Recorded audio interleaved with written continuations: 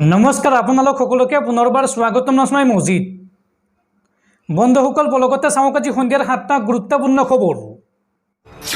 প্ৰথমটো খবৰ, ৰাজ্যবাসীলৈ ভাল খবৰ। অসমলৈ কেন্দ্ৰীয় চৰকাৰে দিলে 716 কোটি টকাৰ বান সাহায্য। দুৰ্গা পূজাৰ প্ৰাকক্ষণত এই ভাল খবৰ দিলে কেন্দ্ৰীয় চৰকাৰে। অসমৰ লগতে দেশৰ 14খন ৰাজ্যলৈ কেন্দ্ৰীয় চৰকাৰে মোকলাই দিলে বান সাহায্য পুঁজি। ৰাজ্যবাসীৰ বাবে ভাল খবৰ, কেন্দ্ৰীয় চৰকাৰে মোকলাই দিলে বান সাহায্য পুঁজি। অসমলৈ কেন্দ্ৰীয় চৰকাৰে মোকলাই দিলে 716 কোটি টকা। অসমৰ লগতে দেশৰ 14খন ৰাজ্যৰ বাবে মোকলাই দিয়া মুঠ 5858.60 কোটি টকা। মহাৰাষ্ট্ৰৰ বাবে 1492 কোটি টকা মোকলাই দিছে কেন্দ্ৰীয় চৰকাৰে।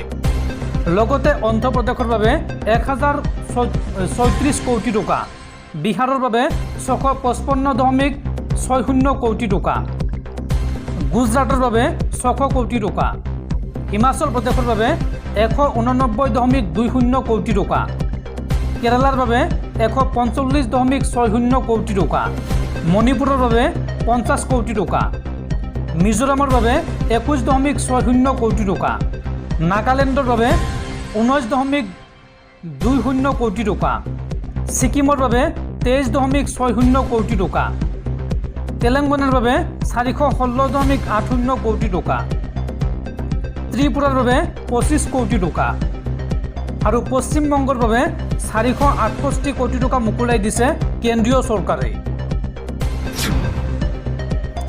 পৰৱৰ্তী খবৰ, ৰাজ্যত পুনৰ অবৈধ বাংলাদেশীৰ দপদপনি। পুনৰ একেলগে গ্ৰেপ্তাৰ হৈছে 12টাকৈ বাংলাদেশী। খাৰুৱাবন্দা আৰক্ষীৰ অভিযানত গ্ৰেপ্তাৰ কৰা হয় 12টাকৈ বাংলাদেশী নাগৰিকক। তামিলনাডুৰ পৰা এই বাংলাদেশী নাগৰিককেইজন আহি থকাৰ তথ্য লাভ কৰিছিল আৰক্ষীয়ে।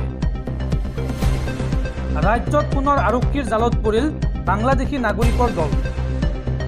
এইবাৰ আৰক্ষীয়ে একেলগে আটক কৰিলে 12গৰাকী বাংলাদেশী নাগৰিকক। খাৰুৱাবন্দা আৰক্ষীৰ অভিযানত জালত পৰিল এই বাংলাদেশী দলটো। তামিলনাডুৰ পৰা বাংলাদেশী নাগৰিককেইজন আহি থকাৰ তথ্য লাভ কৰিছিল আৰক্ষীয়ে। কেইবাদিনৰ আগতে মেঘালয়ৰ দিশেৰে প্ৰৱেশ কৰিছিল ভাৰতত। ভাৰতলৈ আহি শ্ৰমিক হিচাপে কৰ্মৰত হৈ আছিল আটাইয়ে। আৰু দলটোৰ পৰা 9খন ভুৱা আধাৰ কাৰ্ড জব্দ কৰিছে আৰক্ষীয়ে। আটাইকে বৰ্তমান আটক কৰি জেৰা অব্যাহত ৰাখিছে আৰক্ষীয়ে।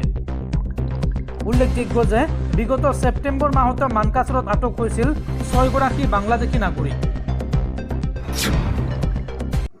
পৰৱৰ্তী খবৰ, আজি 2 অক্টোবৰ গান্ধী জয়ন্তী। দেশজুৰি জাতিৰ পিতা মহাত্মা গান্ধীক স্মৰণ। আজি 2 অক্টোবৰ জাতিৰ পিতা মহামানৱ মহাত্মা গান্ধীৰ জন্ম বাৰ্ষিকী আৰু সেয়েহে এই দিনটোক গান্ধী জয়ন্তী হিচাপে জনা যায়। মহাত্মা গান্ধীৰ জন্ম হৈছিল 1869 চনৰ 2 অক্টোবৰত। তেওঁৰ প্ৰকৃত নাম আছিল মোহনদাস কৰমচাঁদ গান্ধী। এই পবিত্ৰ দিনটোত মহামানৱ মহাত্মা গান্ধীৰ প্ৰতি সন্মান তথা শ্ৰদ্ধা জনাই সমগ্ৰ দেশজুৰি পালন কৰা হয় গান্ধী জয়ন্তী। মহাত্মা গান্ধীয়ে কৈছিল অহিংসাই পৰম ধৰ্ম। দেশক স্বাধীনতা দিয়াৰ অৰ্থে গান্ধীয়ে অহিংসাৰ পথ অৱলম্বন কৰিছিল। সত্য আৰু অহিংসাৰ পূজাৰী জাতিৰ পিতাক তেওঁৰ এই জন্মদিনটো দেশজুৰি সোঁৱৰণ কৰা হৈছে। ভাৰতৰ স্বাধীনতাৰ বাবে যুঁজ দিয়া বহু নেতাৰ ভিতৰত মহাত্মা গান্ধী ভাৰতক স্বাধীনতাৰ সোৱাদ দিয়া নিজৰ মতাদৰ্শ দৰ্শন সংগ্ৰাম দৃঢ়তাৰ বাবে অন্যতম বিশিষ্ট ব্যক্তি হিচাপে পৰিচিত। আৰু আজি গান্ধী জয়ন্তী উপলক্ষে দিল্লীৰ ৰাজঘাটত বাপুজীক শ্ৰদ্ধাঞ্জলি জনালে প্ৰধানমন্ত্ৰী নৰেন্দ্ৰ মোদীয়ে।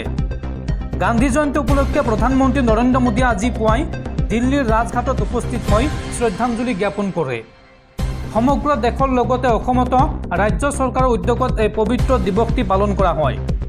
বিভিন্ন কাৰ্যসূচীৰে পালন কৰা হয় আজিৰ এই দিৱসটি। গুৱাহাটীৰ গান্ধী মণ্ডপত আয়োজন কৰা হৈছে বিশেষ কাৰ্যসূচীৰ। আজি ৰাজ্যৰ মুখ্যমন্ত্ৰী ডক্টৰ হিমন্ত বিশ্ব শৰ্মাই গান্ধী জয়ন্তী উপলক্ষে মহাত্মা গান্ধীৰ প্ৰতিমূৰ্তিত সন্মান জনাই শ্ৰদ্ধাঞ্জলি জ্ঞাপন কৰে। দৰ্শকসকল আৰু বহুতো গুৰুত্বপূৰ্ণ খবৰ আছে।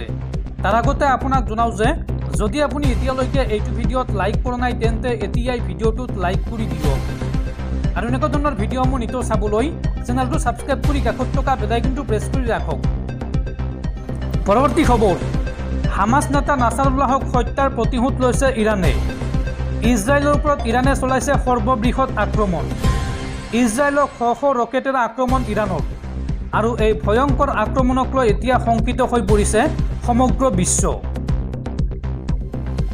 ইজৰাইলৰ ওপৰত ইৰাণৰ সৰ্ববৃহৎ আক্ৰমণক লৈ কম্পিত বিশ্ব। হামাছ নেতা নাছাৰুল্লাহক হত্যাৰ ভয়ংকৰ প্ৰতিশোধ লৈছে ইৰাণে। প্ৰায় 200 বেলিষ্টিক মিছাইলেৰে আক্ৰমণ চলালে ইৰাণে। এই আক্ৰমণৰ পিছতে ইজৰাইলত এতিয়া বাজি উঠিছে এলাৰ্ম। মঙলবাৰৰ পৰা ইজৰাইললৈ নিক্ষেপ কৰা হৈছে ইটোৰ পিছত সিটো ক্ষেপণাস্ত্ৰ। তেল আভিভ, জেৰুজালেমলৈ ইৰাণে নিক্ষেপ কৰিছে ক্ষেপণাস্ত্ৰ। ইফালে ইৰাণে ভয়ংকৰ ভুল কৰিছে বুলি হুংকাৰ দিছে ইজৰাইলে। ইৰাণে ইয়াৰ ফল ভুগিব লাগিব বুলি হুংকাৰ দিছে বেঞ্জামিন নেতানিয়াহুৱে। ইৰাণৰ এই আক্ৰমণৰ পিছতে আকৌ আইৰণ ডম সক্ৰিয় কৰিলে ইজৰাইলে। মধ্যপ্ৰাচ্যৰ এই নতুন যুদ্ধই এতিয়া প্ৰভাৱ পেলাইছে আমেৰিকাৰ হোৱাইট হাউচতো। ইজৰাইলত চলোৱা আক্ৰমণৰ বাবে ইৰাণক আমেৰিকাৰ সকিয়নি। ইজৰাইল ৰক্ষাৰ বাবে মাৰ্কিন সেনা সাজু আছে বুলি ঘোষণা মাৰ্কিন ৰাষ্ট্ৰপতি জো বাইডেনৰ। আমেৰিকান সেনাই ইজৰাইলক সহযোগিতা আগবঢ়োৱাৰ আশ্বাস আমেৰিকাৰ ৰাষ্ট্ৰপতি জো বাইডেনৰ। পৰৱৰ্তী খবৰ, শৰতৰ শোভা বিলাই দোলাত উঠি ধৰাৰ বুকুলৈ আগমন ঘটিল মা দুৰ্গাৰ। ৰাজ্যজুৰি দুৰ্গা পূজাৰ মহা আয়োজন। শৰৎ এক মনোমোহা প্ৰাকৃতিক পৰিৱেশৰ ঋতু। শৰতে কঢ়িয়াই আনে প্ৰশান্তিৰ বতৰা, আৰু শৰতৰ বাবেই আহিনৰ গুৰুত্ব অসীম। এই শৰতই যেন বাট কাটি দিয়া শক্তিৰ অধিষ্ঠাত্ৰী শাৰদীয় দেৱী দুৰ্গা পূজালৈ। এই চৌপাশৰ উৎসৱমুখৰ পৰিৱেশে উৎসাহিত কৰি তোলে সকলোৰে মন। মহিষাসুৰ মৰ্দিনীৰ আগমনে যেন লৈ আনিছে উৎসৱৰ বতৰা। শাস্ত্ৰমতে আহিন মাহৰ শুক্লপক্ষত দুৰ্গা পূজা উৎসৱ পালন কৰা হয়। আহিন মাহৰ অৰ্থাৎ শৰৎকালৰ দুৰ্গা পূজা উৎসৱ শাৰদীয় দুৰ্গা পূজা নামে জনাজাত। আজি শুভ মহালয়া। হিন্দু বিশ্বাস অনুসৰি আজিৰ এই দিনটোতেই দেৱী দুৰ্গাই তেওঁৰ সন্তান লক্ষ্মী, কাৰ্তিক, সৰস্বতী আৰু ভগৱান গণেশৰ সৈতে নাও, হাতী বা ঘোঁৰাত কৈলাশৰ পৰা পৃথিৱীত থকা তেওঁৰ পিতৃগৃহলৈ যায়। ইয়াৰ উপৰি বিশ্বাস কৰা হয় যে 10 দিনৰ ভিতৰত দেৱী দুৰ্গাই পৃথিৱীৰ পৰা ৰাক্ষস আঁতৰাই তেওঁৰ ভক্তসকলক আশীৰ্বাদ দিছিল। এই মহালয়াৰ 7ম দিনা দুৰ্গা পূজা আৰম্ভ হয় আৰু 10ম দিনা সমাপ্ত হয়। মহালয়াৰ আৰম্ভণিৰ সময়ত ভক্তসকলে পুৱাই উঠি দেৱী দুৰ্গাক উপাসনা কৰে। পৌৰাণিক কাহিনী অনুসৰি বিশ্বাস কৰা হয় যে আজিৰ এই দিনটোতে ব্ৰহ্মা, বিষ্ণু আৰু মহেশ্বৰে ৰাক্ষস মহিষাসুৰক পৰাস্ত কৰিবলৈ দেৱী দুৰ্গাক সৃষ্টি কৰিছিল। লক্ষণীয়ভাৱে এই মহালয়াৰ আৰম্ভণিৰ সময়ত মৃন্ময় শিল্পীসকলে নিৰ্মাণ কৰা দেৱী দুৰ্গাৰ প্ৰতিমাৰ চকুৰ ৰং কৰা আৰম্ভ কৰে। পৰৱৰ্তী খবৰ, দেশত পুনৰ ভয়ংকৰ হেলিকপ্টাৰ দুৰ্ঘটনা। এইবাৰ মহাৰাষ্ট্ৰৰ পুনেত ভয়ংকৰ হেলিকপ্টাৰ দুৰ্ঘটনা। এই দুৰ্ঘটনাত 3জন লোকৰ মৃত্যু হৈছে। অত্যাধিক কুঁৱলীৰ বাবেই দুৰ্ঘটনাৰ সন্দেহ প্ৰকাশ কৰা হৈছে। এটা পাহাৰীয়া এলেকাত দুৰ্ঘটনাত পতিত হয় হেলিকপ্টাৰখন। বাপধানৰ সমীপত সংঘটিত হয় এই ভয়ংকৰ দুৰ্ঘটনা। আজি পুৱা 7 বজাত সংঘটিত হৈছে এই হেলিকপ্টাৰ দুৰ্ঘটনাটো। পৰৱৰ্তী খবৰ, অসম চৰকাৰৰ ৰাজভঁৰাল উদং। ঠিকাদাৰসকলক দিব পৰা নাই প্ৰাপ্য ধন, আৰু এই সন্দৰ্ভত গুৱাহাটী হাইকোৰ্টে জবাবদিহি কৰিলে অসম চৰকাৰক। ঠিকাদাৰক ধন দিব নোৱাৰা চৰকাৰে কেনেকৈ দিছে বিনামূলীয়া আঁচনি? এই প্ৰশ্ন গুৱাহাটী উচ্চ ন্যায়ালয়ৰ। ঠিকাদাৰক ধন দিব নোৱাৰা চৰকাৰে কেনেকৈ দিছে বিনামূলীয়া আঁচনি? কাম সম্পূৰ্ণ কৰাৰ 2 বছৰৰ পিছতো ঠিকাদাৰে পোৱা নাই প্ৰাপ্য ধন, আৰু এই গোচৰত হোৱা শুনানিত চৰকাৰক প্ৰশ্ন ন্যায়ালয়ৰ। বিল আদায় দিব পৰা নাই যদি কেনেকৈ দিছে বিনামূলীয়া আঁচনি? কেনেকৈ 25,000 নিবনুৱাক 1 লাখকৈ টকা ৰাজসাহায্য দিব পাৰিছে চৰকাৰে? আৰু আবেদনকাৰী অধিবক্তাই উল্লেখ কৰিলে বিনামূলীয়া স্কুটিৰ প্ৰসংগও। ফ্ৰী ধন দিব পৰা চৰকাৰে প্ৰাপ্য নিদিয়াটো ন্যায়সংগত নহয়। আৰু নৱেম্বৰ মাহৰ ভিতৰত অনাদায় ধন আদায় দিয়াৰ নিৰ্দেশ গুৱাহাটী হাইকোৰ্টৰ। পৰৱৰ্তী খবৰ, ৰাজ্যত পুনৰ ভয়ংকৰ হত্যাকাণ্ড। যোৰাবাটত কটন বিশ্ববিদ্যালয়ৰ অধ্যাপকক নৃশংসভাৱে হত্যা।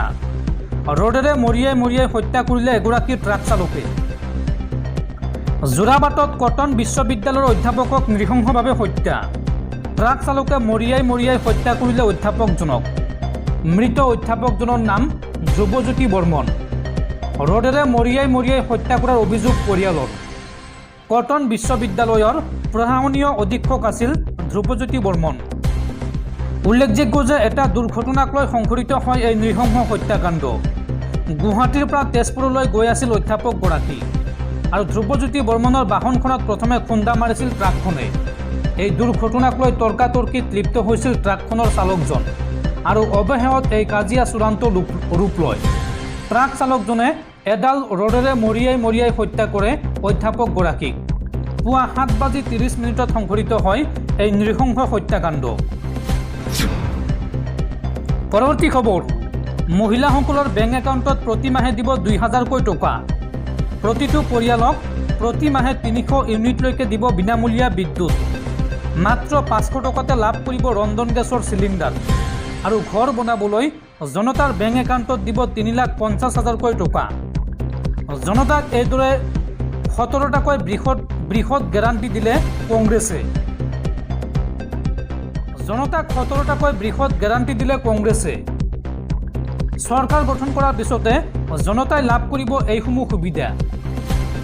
ঘৰ বনাবলৈ জনতাৰ বেংক একাউণ্টত দিব 3,50,000কৈ টকা। মহিলাসকলৰ বেংক একাউণ্টত মাহেকত দিব 2,000কৈ টকা। লগতে বৃদ্ধ বিধৱা দিব্যাংগই লাভ কৰিব 6,000 টকাৰ মাহিলী পেঞ্চন। 300 ইউনিটলৈকে প্ৰতিখন লোকে লাভ কৰিব বিনামূলীয়া বিদ্যুৎ আৰু মাত্ৰ 500 টকাত দিয়া হ'ব ৰন্ধন গেছৰ চিলিণ্ডাৰ।